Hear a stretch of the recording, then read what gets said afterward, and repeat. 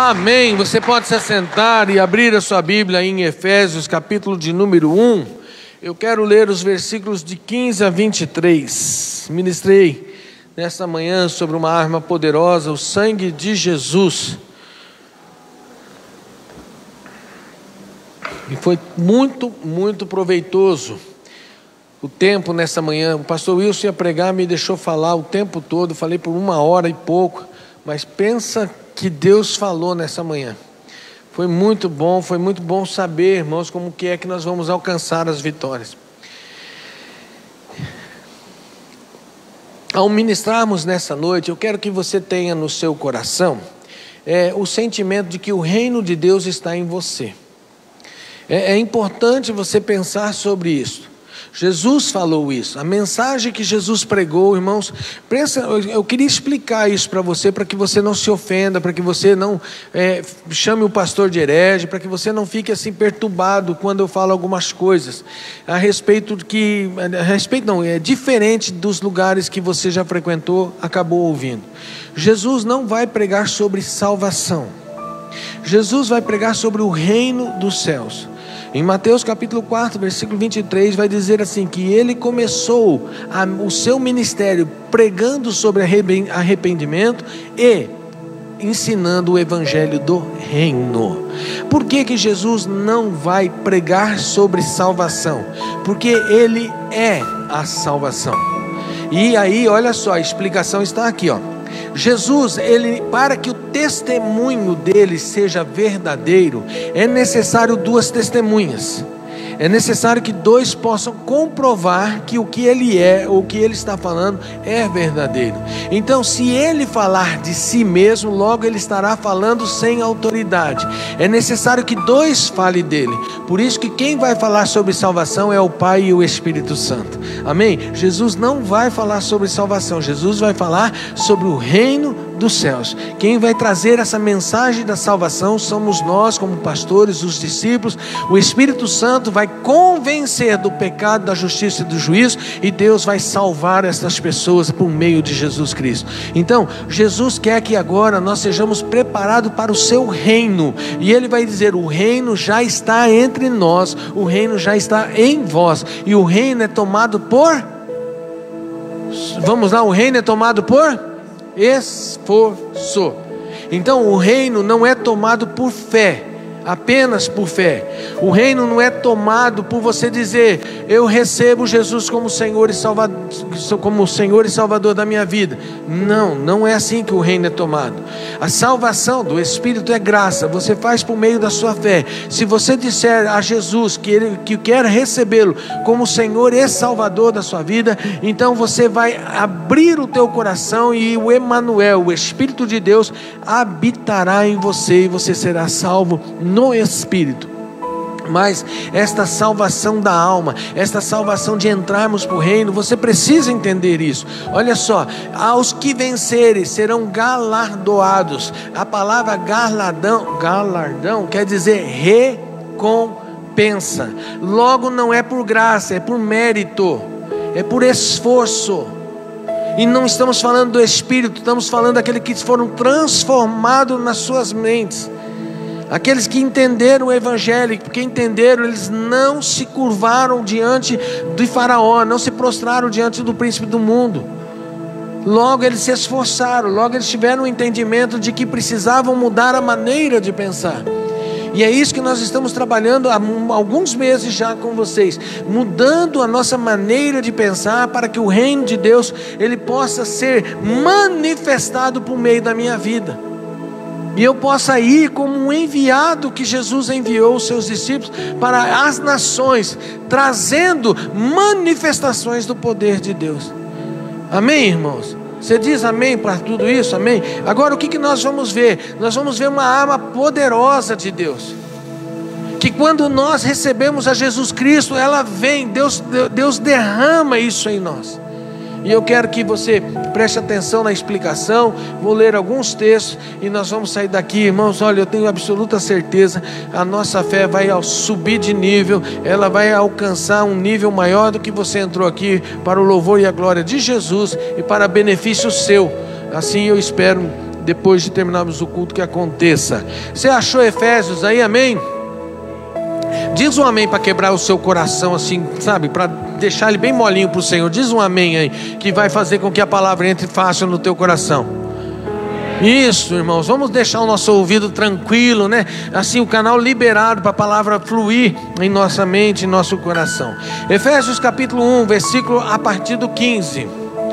Diz assim, ó: por isso também eu, tendo ouvido a fé que há entre vós no Senhor Jesus e o amor para com todos os santos, não cesso de dar graça por vós, fazendo menção de vós nas minhas orações, para que o Deus do nosso Senhor Jesus Cristo, o Pai da glória, vos conceda espírito de sabedoria e de revelação no pleno conhecimento dele, iluminados os olhos do vosso coração, para saberdes qual é a esperança do seu chamamento, qual a riqueza da glória da sua herança nos santos, e qual a suprema grandeza do seu poder para com os que cremos, segundo a eficácia da força do seu poder, o qual exerceu ele em Cristo, ressuscitando dentre os mortos e fazendo sentar à sua direita nos lugares celestiais, acima de todo principado, potestade, poder e domínio, de todo nome que se possa referir não só no presente século, mas também no vindouro. Até isso, e pôs todas as coisas debaixo dos pés, para ser o cabeça sobre todas as coisas, e o deu à igreja. Até aí tá bom. Paizinho, nós falamos com o Senhor, ó Deus, a respeito do nosso entendimento da palavra nessa noite. O nosso coração, ó Deus, ele precisa e quer ser ministrado pela Tua palavra. Oramos, ó Deus, para que haja revelação, para que haja compreensão, para que haja entendimento, e ela possa transformar, ó Deus, mais uma área da nossa vida. Nós te pedimos, Espírito Santo, que Tu possas habitar entre nós, agindo no meio de nós, trazendo toda o conhecimento, a revelação necessária para termos o conhecimento. Fale e não te cales, é a nossa oração em nome de Jesus. Irmãos, esta perícope que eu acabei lendo em Efésios, é Paulo fazendo uma oração, fazendo menção de qual é o conteúdo da sua oração quando ele ora para os de Éfeso, para os da igreja de Efésios. E o desejo do coração dele é que os seus olhos, os olhos daqueles irmãos, possam ser abertos, que eles possam ter a compreensão e o entendimento. Irmãos, dura coisa é quando nós não compreendemos e não temos entendimento sobre qualquer aspecto, sobre qualquer assunto. Assumir uma prefeitura lá, Roberto, se você não tiver conhecimento e entendimento, vai ajudar muito o prefeito a governar a cidade? Não, precisa pelo menos ter uma noção, uma base, uma informação de como é que o trabalho que você vai prestar precisa ser feito. Hoje pela manhã eu usei o exemplo de algumas pessoas que fizeram faculdade. O Rafael estava aqui e ele fez biologia. Eu perguntei para ele: Rafael, quantos anos você levou para ser formado em biologia? E ele respondeu: 5 anos. 5 anos para ter o básico, para saber a respeito do curso, daquilo que ele iria trabalhar. Depois eu perguntei para o Dr. Lincoln a respeito do curso de fisioterapia, por quanto tempo ele precisou fazer o curso de fisioterapia para entender a respeito da anatomia do corpo e poder prestar os serviços de acordo com o que ele está se propondo. E ele falou para mim: 5 anos. São 5 anos necessários de aprendizado, de abrir a mente para receber um conhecimento que ele não tem, mas que ele é necessário adquirir para fazer o que precisa ser feito. Irmão, se você entendeu o que eu estou falando, eu quero aplicar isso no que nós estamos acabando de ler. Paulo está fazendo uma oração. Paulo está dizendo assim que de joelhos ele busca o Senhor para que haja uma compreensão, para que haja um entendimento, para que os nossos olhos possam ser abertos. A coisa mais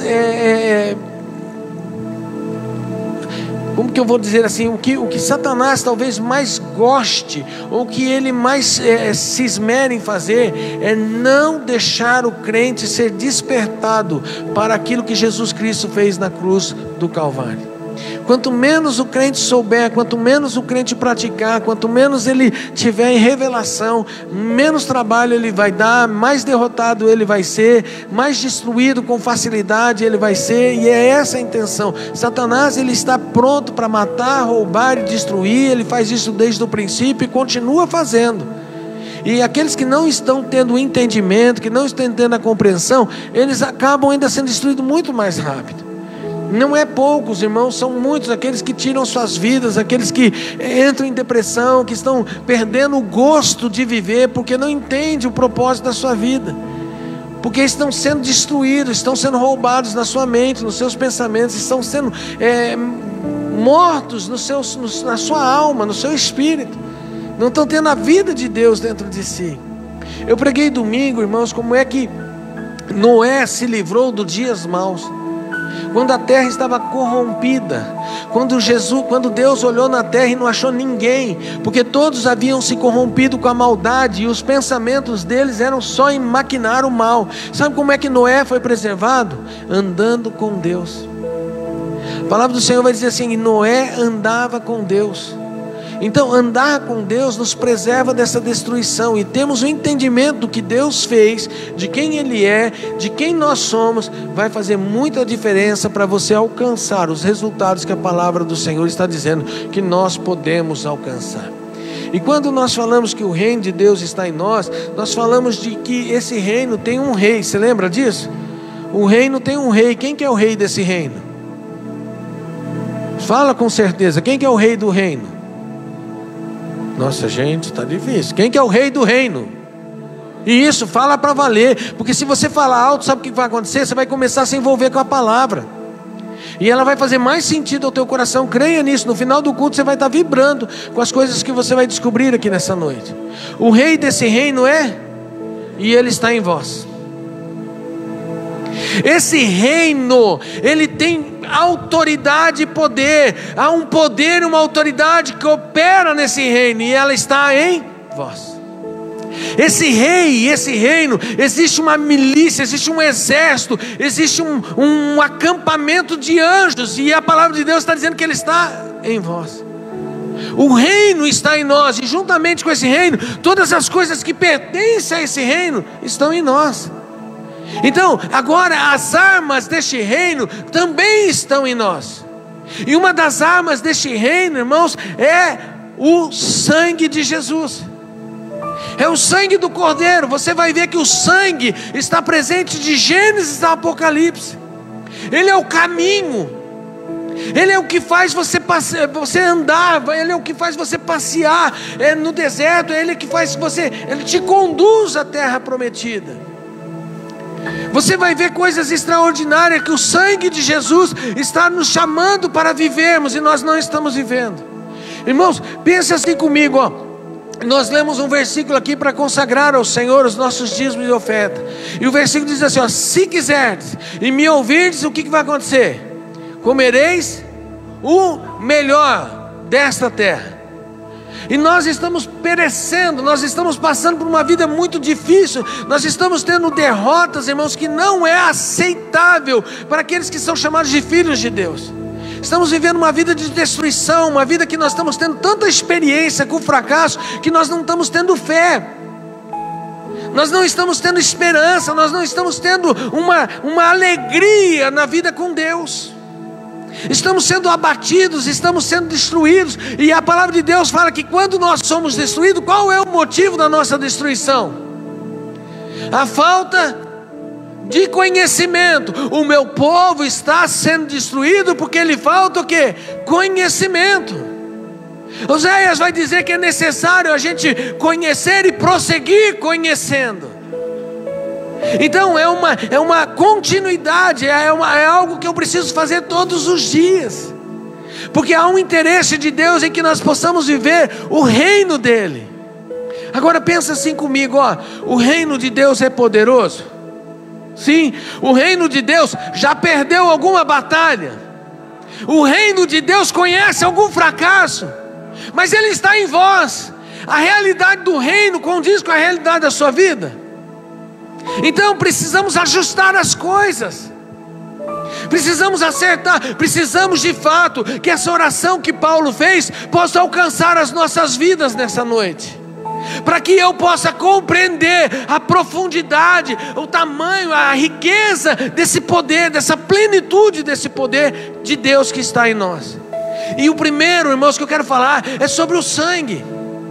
O sangue é muito importante, nós entendemos o seu poder.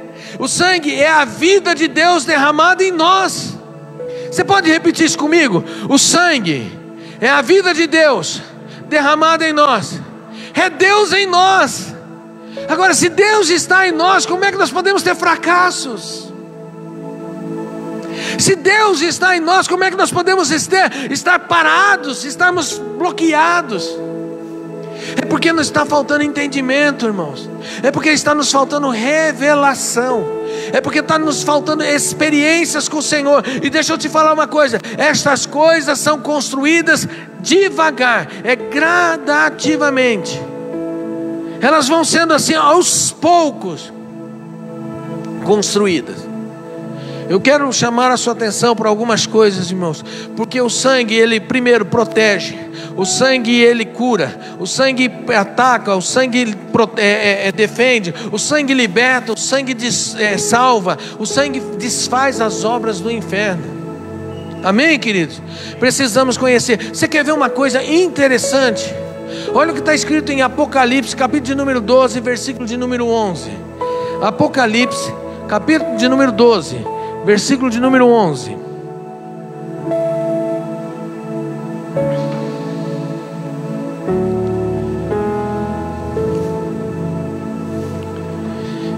Olha lá.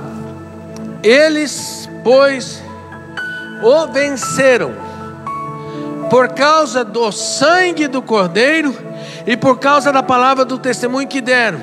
E mesmo em face da morte não amaram a própria vida. Qual é o motivo que eles venceram? Por que eles venceram? Como é que eles conseguiram vencer? Por causa do sangue e da palavra.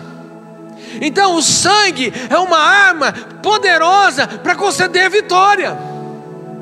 Os que chegaram lá em Apocalipse, irmãos, lá em Gênesis, quando o homem peca, é necessário o derramamento de sangue para cobrir esse homem do seu pecado.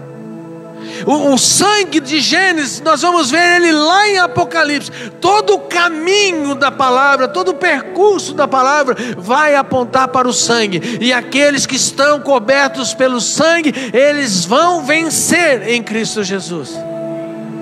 Então como é que nós vamos vencer? Nós vamos vencer com o sangue e com a palavra. Essas são armas que Deus está nos dando para vencer. Pastor, como é que nós vamos fazer para conseguir vencer? Como é que eu faço para ter esse entendimento, então, para que a minha vida possa não viver esses fracassos que eu estou vivendo, não viver essas situações que eu não consigo ultrapassar, que eu não consigo sair do lugar? Pastor, eu preciso dar uma rota na minha vida, mudar a minha vida. Faz muito tempo que eu estou aqui no mesmo lugar. Como é que eu faço? E é isso que o Senhor está nos mostrando nessa noite, vai nos mostrar até o final da mensagem. Então como é que nós vamos vencer? Nós vamos vencer pelo sangue. Pelo sangue. Ali diz então que o sangue, ele está presente na vida daqueles que venceram. Irmãos, quando Deus chama Moisés para libertar Israel, qual que é a primeira praga? A água transformada. Ok? Então quando Moisés, olha só, Moisés tem muita experiência com o sangue. Ele vai adquirir uma experiência gradualmente na sua vida a respeito do sangue. Mas olha como que Deus fez com Moisés. Deus apareceu a Moisés e disse: Moisés, eu vou te enviar a Faraó e você vai libertar o meu povo, porque eu tenho ouvido o seu clamor, eu tenho visto a sua humilhação, eu tenho visto o quanto eles estão sofrendo, o quanto eles estão sendo destruídos, e eu resolvi descer a fim de livrá-los. Irmãos, eu ia pregar nessa noite sobre o Deus que nós não conhecemos, porque Deus, quando vai falar para Moisés, Moisés vai dizer assim: Deus, eu vou lá, vou falar que o Senhor me apareceu. Aí eles vão perguntar: quem me apareceu? O que eu vou dizer? Aí Deus vai responder assim: até agora vocês me conheceram como Deus Todo-Poderoso, mas a partir de agora vocês vão me conhecer como o Senhor. O Senhor dos exércitos, o Senhor que vai à frente, o Senhor provedor, o Senhor que vai cuidar de todos vocês. Mas aí Deus foi me mostrando essa direção do sangue, dessa arma. Hoje pela manhã, quando eu falava, eu falei: gente, nós precisamos ter esse entendimento. E aí Deus falando com Moisés, Ele vai dizer assim: Moisés, você vai a Faraó, você vai libertar o meu povo. Olha as palavras que Deus está usando. Você vai a Faraó, você vai libertar meu povo. O meu povo não vai mais ser oprimido, o meu povo não vai ser mais cativo. Ele sairá e o meu nome será glorificado em Faraó, e eles vão sair com restituição, e eu os conduzirei eles para uma terra boa, uma terra próspera. Então Moisés vai. E aí Moisés está naquela situação: Deus, vou, não vou, eu não sei se eu vou, porque a minha boca é muito pesada. Aí Deus pega e começa a fazer sinais. O que você tem na mão? Eu tenho um cajado, joga ele na terra. Jogou, se transformou numa serpente. Pega ele agora pela cauda, pegou, se transformou no cajado. E agora, põe a mão no seu peito, pois ficou branco igual lepra. Tira a mão do seu peito, tirou a mão, estava boa. Ele falou assim: e se não crerem ainda? Se esses sinais não forem suficientes, ele falou assim: então pega essa água que você tem no cantil, o quê? Joga ela na terra. E quando ele jogou, ela se transformou em sangue. Aí Deus diz assim: então crerão por causa do sangue. Aí ele vai para o Egito, e a primeira manifestação, o primeiro sinal que ele faz dentro do Egito é a água do Nilo é transformada em sangue. Aí vem as pragas, e Deus está libertando o povo. Você tem que entender isso, Deus tentou uma vez, tentou duas vezes, Deus vai tentar por 10 vezes, porque ele vai ser engrandecido em Faraó. O coração de Faraó está endurecido, mas na última praga ele vai dizer assim: passa agora, vocês vão fazer a Páscoa. Vocês devem colocar todos dentro da casa, imolar o cordeiro que seja suficiente para todos aqueles que vão comer o cordeiro, para que não sobre. E o sangue desse cordeiro vocês vão passar nos umbrais da porta, e o anjo da morte passará, mas vocês vão ser livres, vocês vão ser libertos. Percebe, irmãos, que o sangue ele tira. Moisés tem uma experiência com o sangue na entrada do Egito, e tem uma experiência com o sangue na saída do Egito. Olha só o caminho que Deus vai levar eles para a terra prometida. Eles estão diante de um mar que chamava Mar Vermelho. Tipologia do sangue. O sangue abre caminho para que você possa chegar à terra prometida. Amém? Por isso, irmãos, olha o sangue como ele está presente. Olha como o sangue está presente. E nós, irmãos, vamos tendo experiência com essa passeando pela Bíblia e vendo o sangue presente em muitos momentos. Eu poderia falar aqui de várias ações do sangue, na área de libertação, na área de salvação, na área de cura, na área de proteção, na área de arma de guerra, na área de escudo, de arma de proteção. Mas eu vou escolher três situações para nós conversarmos essa noite a respeito do sangue. Mas que eu tenho certeza, irmãos, que se você compreender, se nessa noite você tiver a compreensão, uau, coisas extraordinárias vão acontecer na sua vida, e eu vou ouvir testemunha a respeito disso. A primeira que eu quero falar é sobre o sangue que nos protege.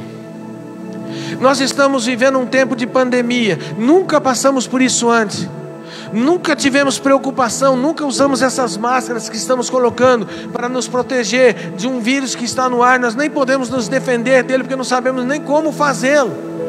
Estamos tentando combatê-lo por meio da vacina, estamos tentando combater por meio de algumas ações que precisamos fazer, mas ele continua agindo. Mas não é só isso, existe também uma intenção do inferno em destruir as nossas vidas, em destruir as nossas famílias, em destruir os nossos lares, as nossas casas. Irmãos, você precisa entender isso aqui, existe uma profunda intenção de Satanás em destruir as nossas mulheres e os nossos filhos. Quando Moisés está lá falando para Faraó: deixa sair o meu povo, é necessário que eles caminhem 3 dias de viagem para servir ao Deus Altíssimo, para sacrificar ao Deus dos exércitos. Então Faraó vai falar assim: tudo bem, eu não aguento mais essas pragas, vocês podem ir, mas quem vai? Quem vai? Deve ir o homem, deve ir a mulher, deve ir as crianças, devem ir os velhos, devem ir os nossos rebanhos, devem ir os nossos parentes, todos têm que sair daqui, nenhuma unha vai ficar aqui. Aí Faraó fala assim: não estou entendendo, por que você vai levar mulher e criança? Você não pediu só para sair com os homens e sacrificar lá? Por que você vai levar mulher e criança? Não, as mulheres e as crianças ficam. Olha a intenção, porque eles matam a geração. Eles fazem o que? Eles interrompem que as crianças cresçam, se tornam adultos, e eles pegam a mulher e deixam ela impossibilitada de gerar novos filhos. E nós estamos, irmãos, com nossas crianças. Nunca se houve tanta dificuldade para educar um filho. Elas estão chamando de imperativas. Elas estão sendo tratadas como pessoas que não têm idade, já estão frequentando psicólogos. Por que isso, irmãos? Porque existe uma perturbação trabalhando na área da mente das nossas crianças, dos nossos filhos. Entenda o que eu estou te falando. Existe um demônio chamado Moloque. Ele é um demônio infantil. Todas as vezes que nós chamamos os nossos filhos de moleque, nós estamos invocando sobre a vida deles esse demônio chamado Moloque, que é a mesma raiz. Então a gente fala: moleque, não faz isso, moleque, faz assim, moleque, olha. Nós estamos abrindo situações para que esse demônio possa agir. Mas olha só o que vai acontecer: o sangue que nos protege. No capítulo 6 de Josué, no versículo de 22 a 27, Israel está agora na última volta das muralhas de Jerusalém. Antes de Josué cercar de Jericó, antes de Josué cercar as muralhas de Jericó, eles mandaram espias na terra.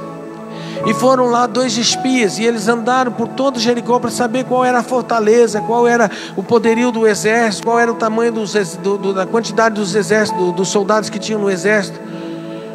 E aí eles foram denunciados. E uma prostituta chamada Raabe, ela os escondeu na sua casa. E ela vai falar assim: olha, eu tenho ouvido a respeito de quem Deus é, de como esse Deus de Israel, ele é poderoso, e nós estamos aterrorizados, porque nós sabemos que nós vamos ser destruídos por esse Deus. Eu te peço uma coisa, que assim como escondi vocês aqui e poupei as suas vidas desses soldados, vocês também possam poupar a minha família, vocês também possam cuidar da minha casa, de não me destruir, de me poupar quando vocês entrarem aqui. Aí eles viram sobre o cômodo lá um cordão da cor escarlata. Aí eles falaram assim: então você vai amarrar esse cordão na janela, e esse cordão vermelho será o sinal na sua casa, e os que estiverem dentro da sua casa nós iremos poupar, não serão destruídos. Aquele cordão da cor vermelha era a tipologia do sangue que protege. Quando Israel então agora vem e ele vai entrar para dentro de Jericó, irmãos, pensa bem comigo, as muralhas foram destruídas, sim ou não? Sim, na 7ª volta eles gritaram e as muralhas caíram. Só que a casa de Raabe ficava sobre as muralhas. Entenda isso, as muralhas caem e a casa de Raabe não cai. Eu quero dizer nessa noite, em nome de Jesus, que o sangue do Cordeiro, ele tem o poder de proteger você das destruições, tem o poder de te guardar de todos os tipos de destruição. Porque é isso que nós estamos vendo. Aquele cordão que tipificava o sangue do Cordeiro protegeu a casa de Raabe. Ela foi cuidada da destruição. Irmãos, dizimaram Jericó, levaram tudo, acabaram com o povo todo, mas Raabe foi poupada. Eu creio nesse sangue que continua nos protegendo ainda hoje, irmãos. Eu sei que o vírus está aí para destruir, mas não é só o vírus. Há um exército de demônios que estão com uma intenção de destruir as nossas famílias, de destruir os nossos relacionamentos, de destruir as nossas casas. Mas eu continuo crendo que essa arma de proteção está me livrando de ser destruído, está me livrando de ser destruído. Porque eu vejo esses sinais na sua palavra, e eu sei que este é o sangue que Jesus verteu na cruz do Calvário para me cobrir, para me guardar, para me proteger. Amém? Por isso, irmãos. Mas eu também vejo, irmãos, o sangue como trazendo confusão aos meus inimigos, trazendo confusão aos meus adversários. Há um texto em 2 Reis, capítulo 3, versículo 21 em diante, que vai dizer a respeito de 3 reis que vieram contra o rei de Moabe. Os moabitas, eles tinham rebanhos, eles pagavam impostos ao rei de Israel, Jeorão. Mas o que aconteceu? Por causa da morte do rei anterior, eles pararam de pagar os tributos. Então Jorão vai, chama Josafá, chama também o rei de Edom, e eles falam: olha, eu preciso ir para uma guerra, vocês vão comigo? Então Josafá fala assim: vou com você, os meus cavalos serão como os teus cavalos, o meu exército como o teu exército, e nós seremos como um só, vamos para cima. E eles foram. 3 reis saíram, então o rei de Israel, o rei de Judá e o rei de Edom contra os moabitas. Os moabitas eram muito fortes, estavam preparados para a guerra, mas disseram assim: nós vamos por que caminho? Então Josafá fala assim: vamos pelo caminho do deserto de Edom. Depois de 7 dias, irmãos, eles estavam morrendo de sede. Imagina, o exército já estava morrendo sem ter pelejado, já estava sendo destruído sem ter combatido. Por quê, irmãos? Porque eles estavam sendo o plano da guerra, o plano da batalha não havia tido a consulta do Senhor. Então Josafá fala assim, o rei de Israel pergunta para Josafá: o que nós vamos fazer? Aí Josafá fala assim: há porventura algum profeta do Senhor aqui?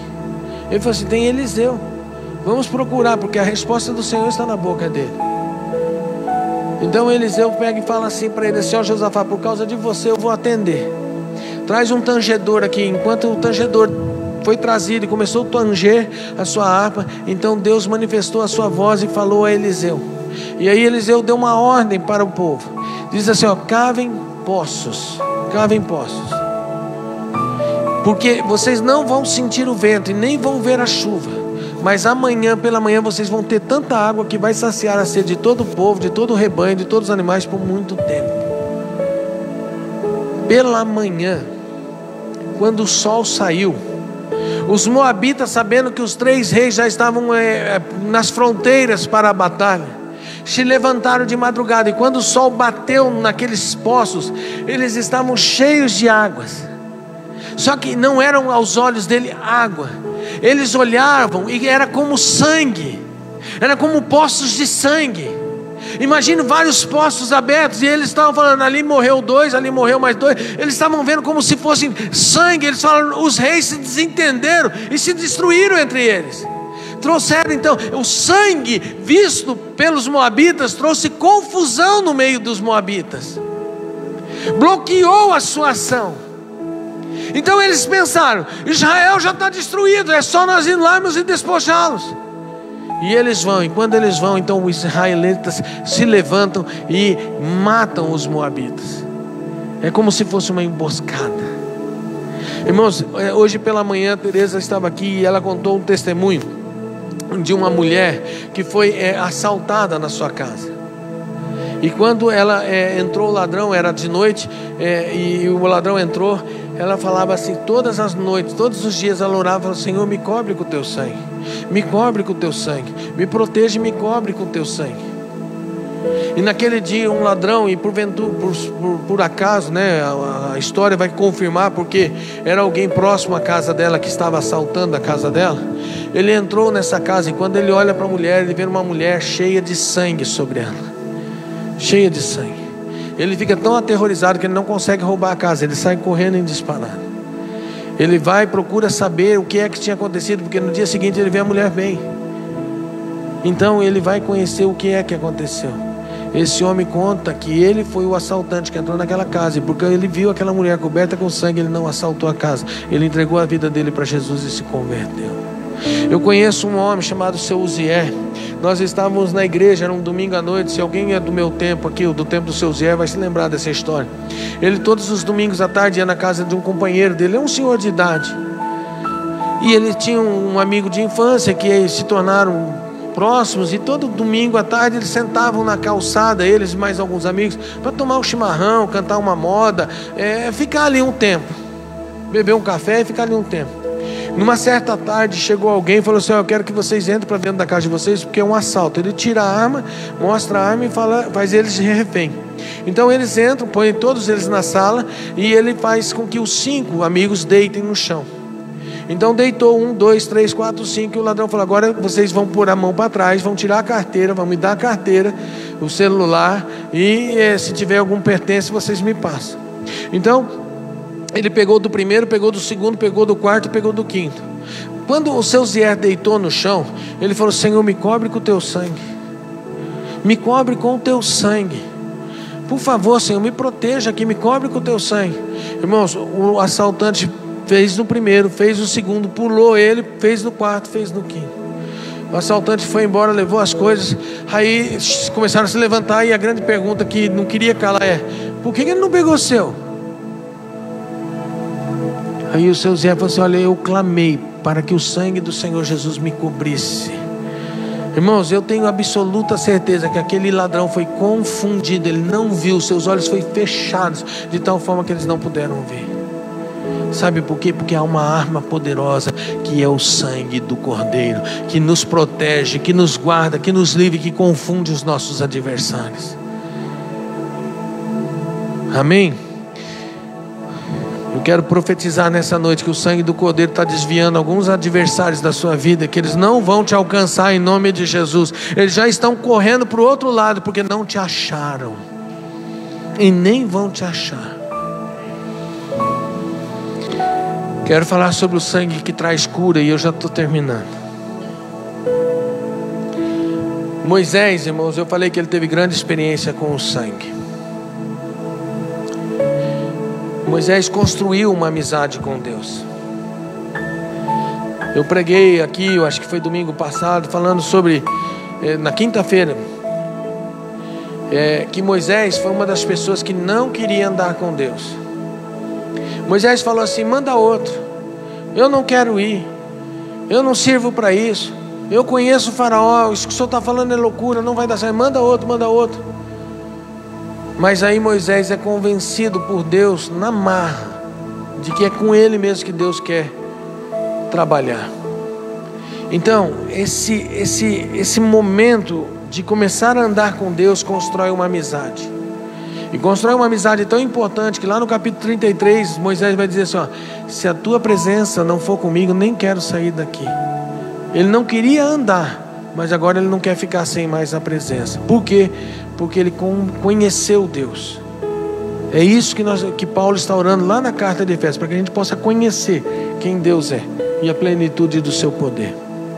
Mas no capítulo 4, eu quero abrir lá nesse texto com você, versículo 24 a 26. Êxodo 4, 24 a 26.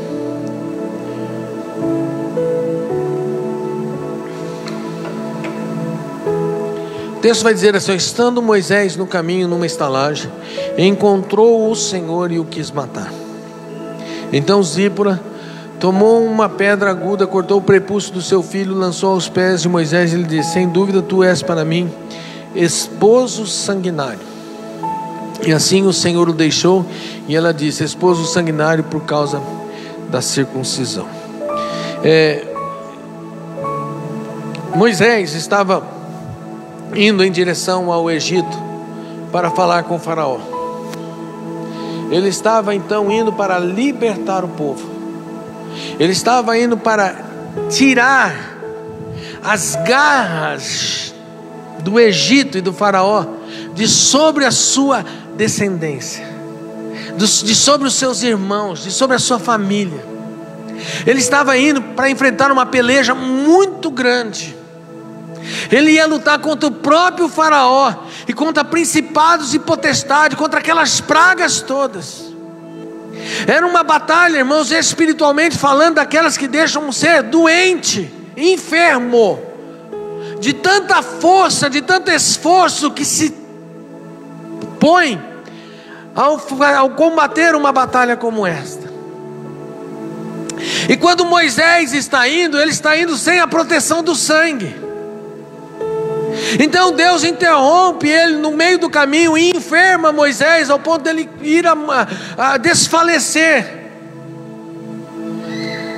E quando ele está enfermo e desfalecendo de toda a sua força, Zípora, percebendo que ele ia morrer, ela tem um entendimento. Ela tem um entendimento que Moisés, ele não tem a circuncisão, ele não está coberto com o sangue. O que ela vai fazer?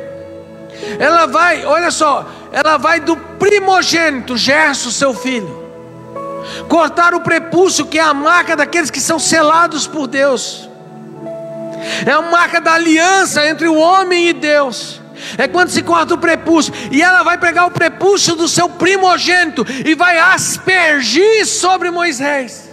E no momento que o sangue do prepúcio do primogênito é aspergido sobre Moisés, ele é curado.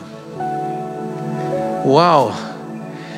Eu estou dizendo, irmãos, que o sangue do primogênito traz cura sobre as nossas vidas. Eu estou dizendo que o primogênito é Jesus Cristo. Ele é o primogênito de Deus. E o seu sangue vertido na cruz do Calvário nos sara de toda a enfermidade. Ele é o Deus que nos cura.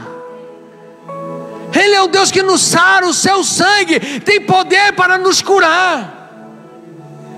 O seu sangue tem poder para nos sarar de toda a enfermidade. E ali estava a tipologia do sangue de Cristo, do primogênito que estava sendo ali mostrado, ofertado, oferecido em favor das nossas enfermidades. Por quê, irmãos? Porque há batalhas que nós não vamos conseguir vencer sem os... Aliás, nenhuma batalha nós vamos vencer sem o sangue de Jesus estar aspergido sobre nós. Irmãos, uma coisa é o sangue derramado na cruz do Calvário, está lá na cruz do Calvário. Outra coisa é você aspergir o sangue sobre você. É você se banhar desse sangue. É você se valer do poder desse sangue. É você saber, irmãos, que ele é uma arma poderosa do Senhor para que você possa vencer. Então nessa noite nós vimos que o sangue nos protege. Nós vimos que o sangue, ele confunde os nossos adversários. E nós vemos que o sangue nos cura. Eu quero trazer duas ilustrações. Abre para mim em Levítico 8. Marcelo, por favor, versículo 23. Não tem? Tudo bem, Levítico 8. Também. Versículo 23.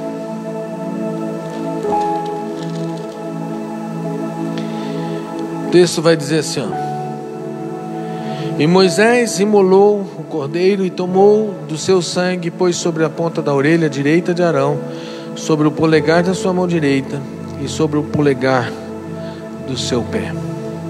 A ordem de Deus é que os sacerdotes, ao prestar o serviço no tabernáculo, eles pudessem ser consagrados, santificados com o óleo e com o sangue do cordeiro que era imolado. Então o sangue era aspergido em 3 lugares do corpo: a orelha, o polegar e o pé direito. Se eu pudesse te dizer assim o contexto espiritual, eu poderia dizer que é para o sacerdote poder ouvir, ensinar e observar.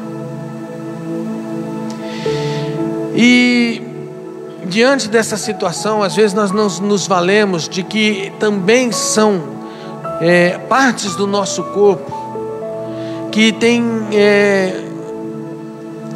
uma sensibilidade para as guerras espirituais que nós às vezes estamos passando e não sabemos como vencer, porque nos falta o entendimento. E eu aprendi sobre isso ouvindo um testemunho de uma professora minha. Ela disse assim, que ela tinha um filho recém-nascido e a criança não dormia. É uma enfermidade, ou a gente chama de terror noturno.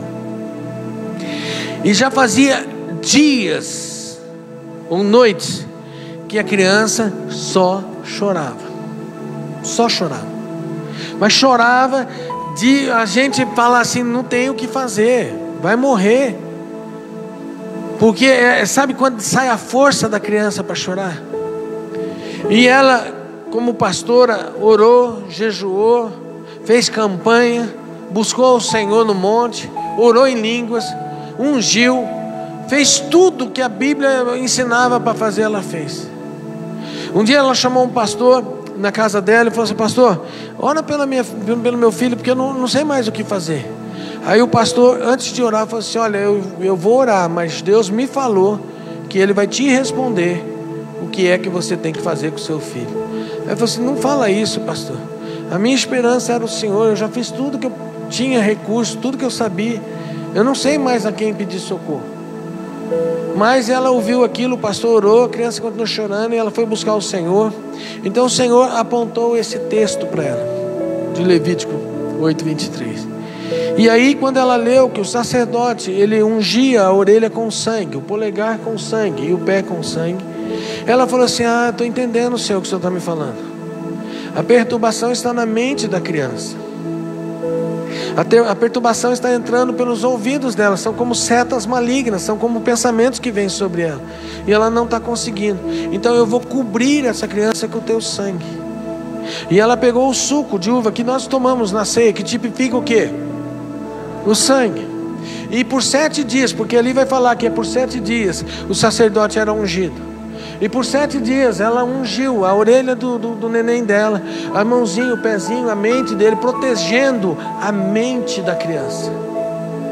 Era como se tivesse tirado com a mão. A criança passou a dormir. A criança foi restaurada e liberta do terror noturno. Deixa eu te falar uma coisa, meu irmão. Nós somos chamados de louco, mas nós estamos muito comum, nós estamos muito parecidos com o mundo. Poucos são aqueles que são chamados de loucos. Poucos são aqueles crentes que estão fazendo a diferença. Sabe por quê? Nos falta coragem, nos falta ousadia. Quantos de vocês teriam a coragem de amarrar um lenço vermelho, um pano vermelho, para marcar a sua casa e dizer assim: ó, aqui a destruição não vai mais entrar, eu vou pôr um sinal. Pela fé, eu vou pôr um sinal para dizer que esta casa está protegida com o sangue do Cordeiro. Quantos de vocês têm a ousadia, a coragem de pegar um suco de uva, desses que nós servimos à ceia, e tipificar ele como o sangue de Jesus, e ungir os seus dentro da sua casa? Pastor, nós não estamos blasfemando. Não. Creia nisso, isso não é blasfêmia. Isso é trazer sobre si as marcas, o sinal daquilo que Cristo fez por nós na cruz do Calvário. Quando nós está nos faltando fé, irmãos, quando está nos faltando força, quando está nos faltando coragem, esses são os pontos de contatos que nós precisamos ver para poder aumentar a nossa fé. Os nossos relacionamentos estão sendo machucados, destruídos, mas eu quero declarar nessa noite que você vai passar o sangue do Cordeiro na sua casa, no seu cônjuge, no seu filho, e vocês são libertos desses males, em nome de Jesus. Sabe por quê, irmãos? Porque o sangue é o caminho daqueles que venceram. O sangue é o caminho daqueles que venceram. É o que Apocalipse está dizendo. Eles venceram por causa do sangue e da palavra. Você está entendendo a arma de guerra poderosa que o Senhor nos deu nessa noite? Amém? Então não tenha mais medo. Não tenha essa... Irmãos, pastor, então eu vou chegar na minha casa, eu vou falar para vocês qual que é a minha vontade. E eu sou bem maluco para fazer. Se der certo, eu vou fazer mesmo. Vou fazer, Jesus. Eu vou comprar uns sucos de uva.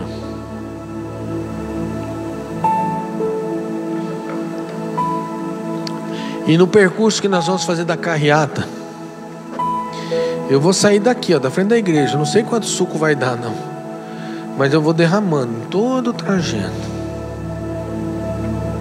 Vou demarcar essa área. Ela está sendo remida, comprada pelo sangue de Jesus. Eu vou ter notícias de que essa região não vai ter enfermos do Covid. Eu em nome de Jesus, eu estou selando essa palavra. Eu vou marcar as ruas com o sangue do Cordeiro. E vou começar aqui na frente da porta da igreja. Demônio não vai parar de entrar aqui para fazer arruaça dentro desse lugar, para trazer destruição para os nossos ministérios, para as nossas famílias, confusão no meio da igreja. Não vai mais. Nós vamos derramar o sangue, haverá um sinal do Cordeiro aqui. Porque, irmãos, nós não vamos mais perder batalhas. É inadmissível nós termos o reino dentro de nós com armas poderosas e estarmos passando por experiências de fracasso. Eu posso até tomar uma invertida, mas eu não vou perder a batalha. Vou até levantar a bandeira de Jesus e dizer: aqui nós ganhamos mais uma, para o louvor e a glória do seu nome. Aumentou sua fé ouvir essa palavra nessa noite, querido? Porque você não sabe do meu coração. Eu já estou pensando na segunda arma, que é o batismo, domingo que vem. Uau! Quando eu souber que é uma aliança com aqueles que passam na água, meu irmão, aí que ó, uau, aí vai passar de avião jogando vinho, o suco de uva aqui. Vamos ficar em pé para orarmos? Eu vou terminar com você em pé, contando mais uma experiência dessa minha professora.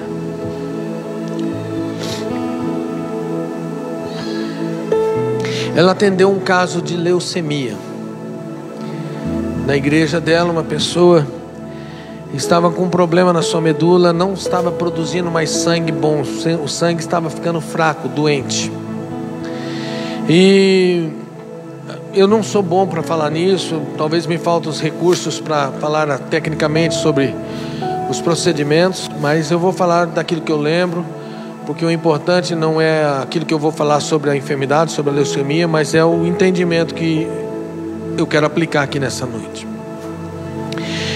Para ela ser curada da leucemia, era necessário um transplante de medula. Só que a medula, ela precisa ser compatível e idêntica. Não basta ser só compatível, tem que ser compatível e idêntica. Compatível já era difícil de achar, mas compatível e idêntica era muito mais difícil. E aí eles começaram a orar, repreendendo essa enfermidade, manifestando cura. E essa mulher foi enfraquecendo, ela foi tendo seus dias assim já comprometidos, até o momento em que acharam o doador. E o doador, irmãos, era irmão dela. E o milagre é que não tinha um doador, tinha dois. Dentro da casa dela tinha 2 doadores. Aí marcaram a cirurgia. Ela fez a cirurgia, fez o transplante. Quando então acabou a cirurgia, que ela subiu para o quarto, ela encontrou com essa pastora. E ela falou assim: pastora, eu agora sou uma criança. Eu agora nasci de novo. Por quê? Porque pelo transplante da medula, ela passou a ser como se fosse alguém recém-nascido, porque a medula ia começar a produzir agora o sangue novo, o sangue bom. Então ela teria que ter todos os cuidados necessários. Ela não poderia sair de casa. Ela tinha que tomar todas as vacinas antes de qualquer coisa, para proteger, para cuidar, porque o sangue que ela recebia agora era um sangue novo. E aí, quando ela falou isso para a pastora que a visitava, ela falou assim: olha, eu agora sou nova, eu sou uma criança, eu sou alguém que é recém-nascido, eu tenho a idade de um recém-nascido por causa dele. E aí ela falou: uau, então é isso mesmo? Então quer dizer que a gente recebe o sangue novo. E quando vem o sangue novo, irmãos, pensa assim, ó, quando nós vamos aos laboratórios, sempre achamos alguma coisa no nosso sangue, né?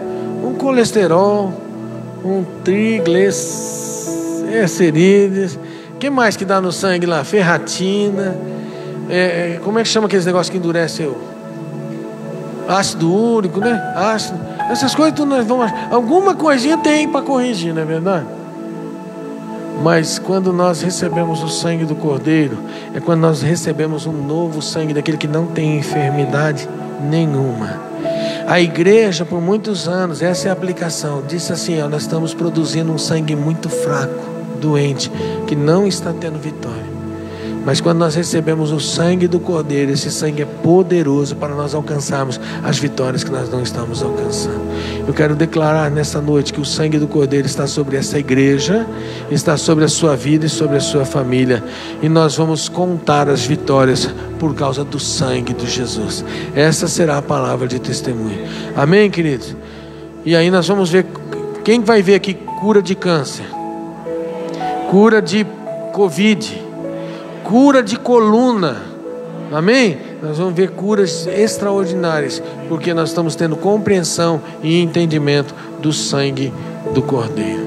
Pai, nós te louvamos e bendizemos o teu nome por esta palavra, que ela possa, Deus, edificar as nossas vidas, que nós possamos, ó Deus, ter um entendimento para pô-lo em prática, Pai, e não mais temer o mal, ó Pai, não mais temer, ó Deus, as enfermidades, o terror, ó Pai, mas temos a consciência de que o sangue nos protege, nos dá vitória, nos confunde os nossos adversários, traz cura, nos salva e nos liberta, Pai.